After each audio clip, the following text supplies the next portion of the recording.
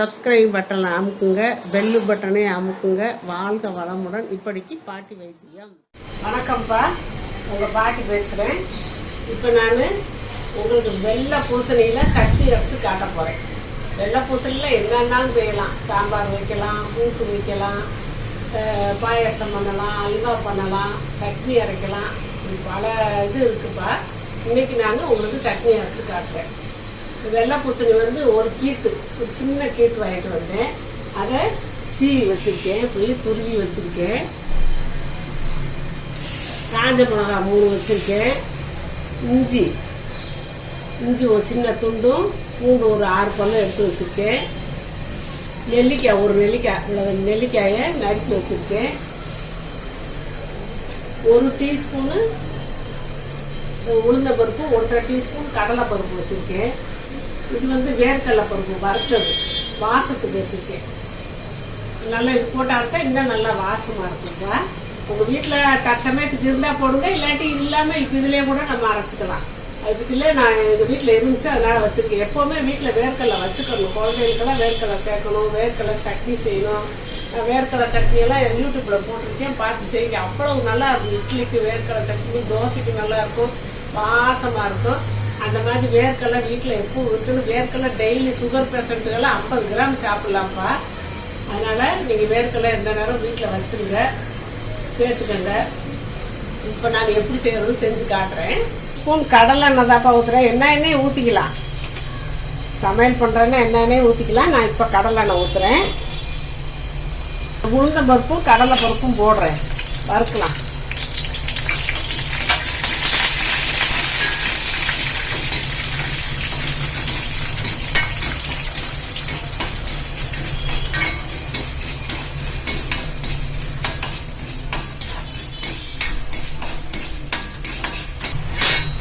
இப்போ காஞ்ச மிளகா போட்டுப்பா, தக்காளி போட்டுருங்க.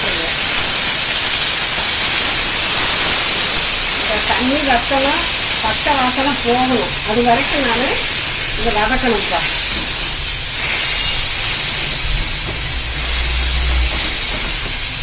பச்சை வாசனை போனாதான் நல்லா இருக்கும் சட்னி.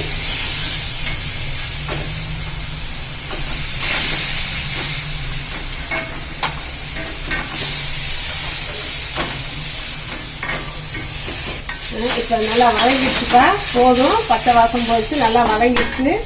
இப்போ ஆஃப் பண்ணிட்டு நம்ம தட்டில் மாற்றிக்கலாம்.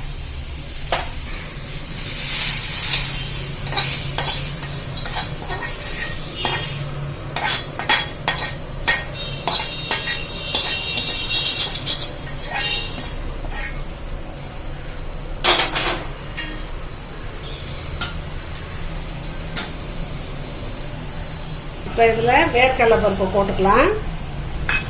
இது நெல்லிக்காய்ப்பா, அவங்கவுங்க புளிப்புக்கு தகுந்தாப்புல நெல்லிக்காய் வைக்கிறேன்.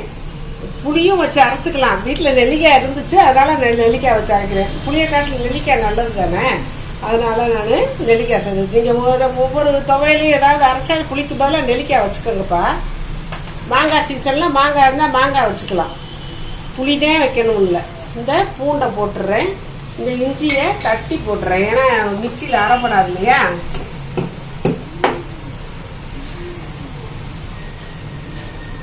தட்டி போட்டாச்சு. இதுக்கு தகுந்த உப்பு போட்டுக்கிறேன் நான்.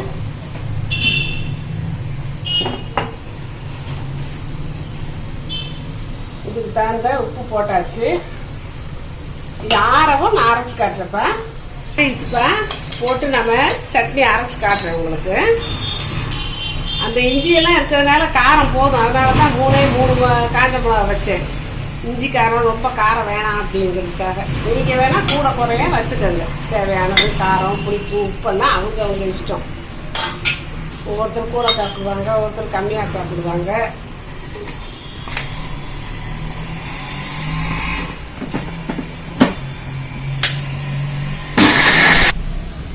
அரைச்சாச்சுப்பா. இப்போ இந்த கிண்ணத்தில் வச்சுட்டு தாளிச்சிடணும். தாளிச்சா டேஸ்டாக இருக்கும். வெறும் கடுகு, கருவேப்பிலை, கொஞ்சம் பெருங்காயம் போடுறதுனா போடலாம், வேணான்னா விட்டுறலாம். இப்போ கரண்டி காஞ்சிருச்சு, கொஞ்சம் எண்ணெய் ஊற்றிக்கலாம்ப்பா. ஒரு 1/2 ஸ்பூன் கிட்ட ஊற்றிக்கிட்டேன், ரொம்ப வேண்டாம். இப்போ நல்லா எண்ணெய் காஞ்சிருச்சுப்பா. 1/2 ஸ்பூன் கடுகு போட்டாச்சு.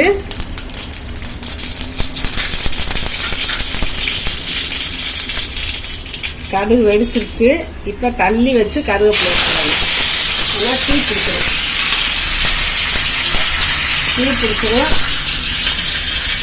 அடுப்பு ஆஃப் பண்ணிக்கலாம். இந்த தீ தேவைன்னா கருவேப்பிலை பொரிஞ்சிடும். இப்போ தாளிச்சுக்கலாம்.